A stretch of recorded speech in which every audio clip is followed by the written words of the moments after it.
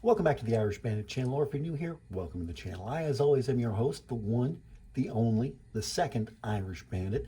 This past Friday on SmackDown, the WWE made the baffling announcement that Rey Mysterio will be going into the 2023 Hall of Fame. Now, when I say baffling, I'm trying not to use it as a negative term because Rey Mysterio definitely belongs in the WWE Hall of Fame.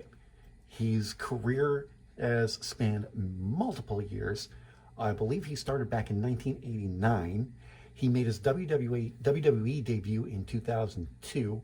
Along the way, he's worked in Mexico. He worked for ECW in the 90s. He had a lengthy run within WCW up until the day that it closed in 2000. He finally made his WWE debut in 2002. He worked on and off with the WWE for the past 25 years. No, 20 years, yeah. 21 years, yeah. During that time, he's also been released a couple times. He's worked for Lucha Underground. He worked for the very first and the only All-In event that was hosted by Cody Rhodes, the Young Bucks, and Kenny Omega. So, Ray going in the Hall of Fame is just a given at this point. The man has held so many championships, has done so much over his career, but he's still an active competitor. See, the way I look at it is that the Hall of Fame is for people superstars whose time has come and gone. They're already retired. Take a look at Edge and Trish Stratus. Yes, they're going to be competing again at WrestleMania, but it's only because they were retired when they went into the Hall of Fame, but they've since come out of retirement. Edge had to retire because of injury, but he's able to still wrestle again, and I do think this is going to be his last WrestleMania. Edge is going to go out how he wanted to go out beforehand. Trish Stratus, though, went out on top, which was great to see. Went on, did other things. Now she's going to be competing at WrestleMania this year with Becky Lynch and Lita taking on Damage Control, which is great. But we still have nothing yet for Rey Mysterio other than this Hall of Fame induction. But everything has been leading towards a matchup with his son, Dominik. And I think that this is where the whole thing is going, because I do strongly feel that Rey Mysterio going in the Hall of Fame is an angle. And if it's not an angle, they can make an angle out of it with the way this storyline is going. Which is why I'm asking the WWE, please let me book Rey versus Dominik Mysterio.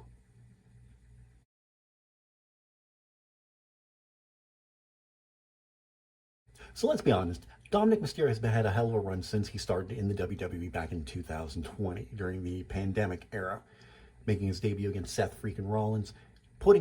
He's been putting in the work. Let's not mince words here. He's been putting in the work. He's still not the level of his father. Like, calling himself the greatest luchador, I think is a wonderful gimmick. Absolutely, because he knows he's not as good as his dad, but he's getting better. Like, you could see it when he made his debut. But I think with this whole ex-con Dom thing he's got going on and having the backing of Judgment Day, I think is really helping him out, especially when you have somebody like Finn Balor, who's been around for such a long, long time. Like, Finn Balor is 41 years old. He is younger than me. And he don't look it. He looks great for 41 years old. So, but he's been around a long time, worked in Japan mostly. But, with WWE being his real big breakout this side of the Atlantic.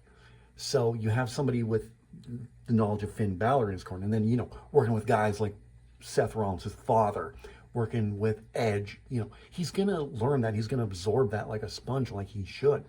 And the way the crowd has been reacting to him has been fantastic.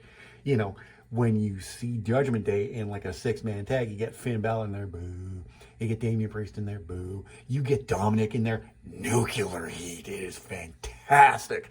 I love seeing it. I love Dom grow into this character. He still has a few stumbling blocks. Like, he's still not the greatest.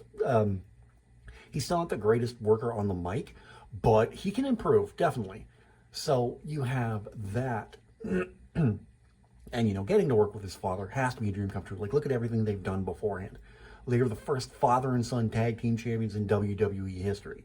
That is a big moment right there. We can share the spotlight with your father and be tag team champions. So that's a notch on his cap right there, a notch on his belt or whatever, feather in his cap. I'm mixing my metaphors. Who cares?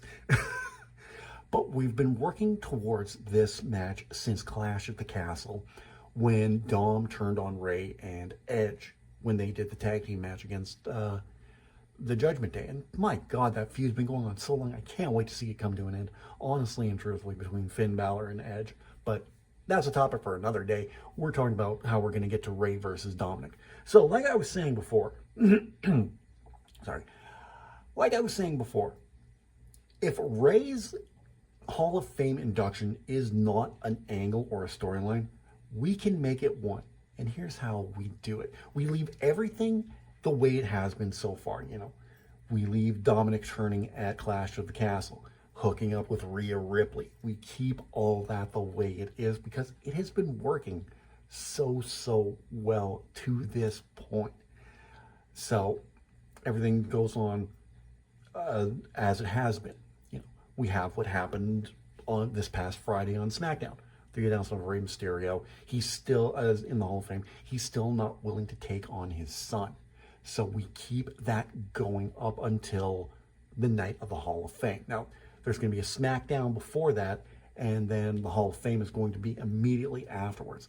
So we're going to keep going. We don't see Rey on the live broadcast of SmackDown. But Dominik comes out and he's calling down his father. Dad, yeah, Dad. Oh, I'm going to induct you, Dad. You just wait and see how I do it. So he does the whole big thing. Now, it has been reported that Rey Mysterio wants Conan to do his Hall of Fame induction. I think that's a great pick. Conan's been around for a long time. He's the biggest Mexican superstar there ever was. Like, he's Mexico's version of Hulk Hogan. So that's a great pick because what happens next plays into the storyline. So just as SmackDown is going off air, we hear something from Michael Cole and Wade Barrett. They're going, oh my God, there's been some sort of disturbance in the back. We don't know what's going on. Can we get a camera back there? Please, can we get a camera back there?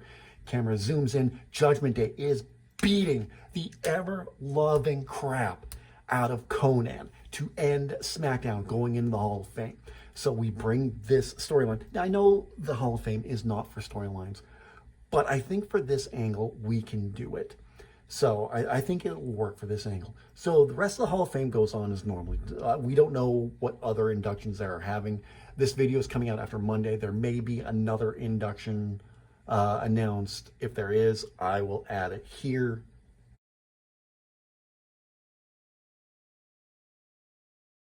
And then, whoever else, because I think it's going to be a small class this year. Rey Mysterio, and I think maybe 5 more after that. If we keep doing like announcements on Friday, Monday, leading up to WrestleMania and the Hall of Fame. So there's probably going to be about 5 or 6. So we do the other ones as planned, but we get to Rey Mysterio because he's going to be the headliner. Of course, former world champion, WWE champion, WCW Cruiserweight champion, WWE Cruiserweight champion. Of course he's going to be the headliner. I was kind of hoping to be Batista, but you have whoever's hosting, be it Corey Graves and Caleb Braxton. We don't know what's going on. This was supposed to be Rey Mysterio's induction, but you saw what happened at the end of SmackDown when Judgment Day was attacking Conan, and then Judgment Day's music hits. Out comes Dom in the most gaudiest tuxedo ever. He swaggers on down to the ring and just lambasts Rey with the worst induction speech you've ever heard. Rey can no longer take what he's seen after everything that happened with Conan, after everything he's heard from his son. He finally storms down the ring and said, "What are you doing, Dom? This is supposed to be my night." "Oh yeah, Dad, it's always about you. You won't even wrestle me at WrestleMania. Come on, Dad, wrestle me, fight me, punch me. Come on, fight me at WrestleMania, Dad. Come on, Sunday night, because first night will be booked completely. So we move this to Sunday night. It gives it time to breathe because on the Saturday broadcast, we can do all these different lead-ups to it. So we keep it for Sunday. So Rey's like, no, I'm not going to fight you. I'm not going to fight. Fight me, Dad. Just pie faces and fight me. Fine. You want to fight me, son? You want to fight me? I'm not even going to try to speak any Spanish here. But you want to fight me? Fine. Dom, if you beat me at WrestleMania, night 2 on Sunday, I'll take the mask off and I'll retire. That meant a huge gasp from the audience. So they're like, oh my God. Because, they think, oh, Rey's going to win, of course, and his career will go on. He'll be the only active Hall of Famer.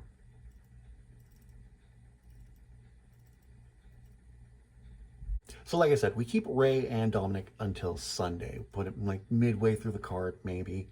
Put about 2 hours in, hour and a half into the show.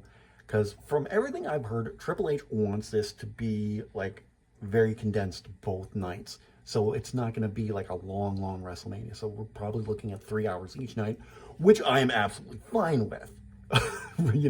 Before the pandemic, WrestleMania got to be a little too long. Like WrestleMania in New York was 7 hours long. Fans weren't leaving the arena until after midnight. That is unacceptable. But either way, Triple H wants to keep this condensed, short. I like that idea. It's already 2 nights. Fine. 3 hours both nights. I'm fine with that. So we keep this till halfway through the show. This is going to be like I don't want to say semi-main event, but it'll be one of the main events of night 2, because night 2 is going to be headlined by Cody versus Roman. So we keep this to the halfway point of the card. And it is going to be a standard Rey Mysterio lucha match. The high flying, as much as he can do right now, because you got to remember, the man's 47 years old. So he doesn't have that long left. But the fact that he can still go as well as he can at 47 years old is just a testament of how well his body's holding up despite all the multiple injuries he's had. Like, how many times has he had both knees worked on? Like, wow, Rey is a machine at this point. Like, quite literally, his knees are like made of metal. So, but for as well as he does now, it's going to be the standard lucha fare, and it's going to be great. You have Rey, who's going to be leading his son throughout this match. Don't think that's going to be give and take, because Rey is a ring general, and I think he can get something good out of his son. Of course, you're going to have the standard interference from Judgment Day. That's just a given at this point. Be it Rhea Ripley or all 3 members, Rhea's going to get involved. I know she is.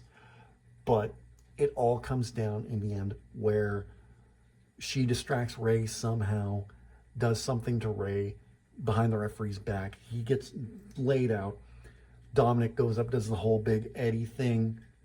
The Eddie shimmy comes off with a frog splash. 1, 2, Rey's gonna kick out. 3.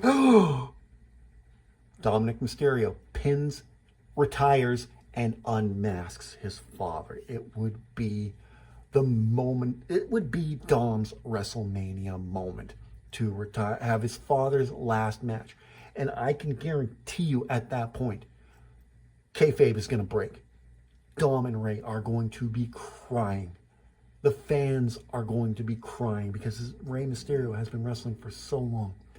20 years in the WWE, a Hall of Fame induction. There's nothing more that Rey Mysterio needs to prove to the wrestling world. To go out on a loss to his son is the storybook ending that Rey would want it to be. And, if you're looking at it from the storyline standpoint, Dominik could be way more smarmy, way more heelish after this. I retired my father. Of course, you're going to try to not break down in the ring and cry after this, but if they can somehow manage to keep it till they get to the back, oh my God. But Dominik is going to be so smart. The only reason I was crying is because I was so happy I retired my deadbeat dad. It would just be the perfect ascension for Dominik. I think Dom is going to have a great career. I don't think he's going to reach the heights of his father, but, strap the U.S. title onto him and watch him go. He's going to do good lucha things. No, honestly, I think Dominik Mysterio has a hell of a career ahead of him. And especially if, they do a passing of the torch thing where he takes up the mask and calls himself Prince Mysterio, which I think would be amazing. So That's how I would do it, honestly and truthfully. Keep everything the way it has been, but, do all the things in the Hall of Fame and have Ray.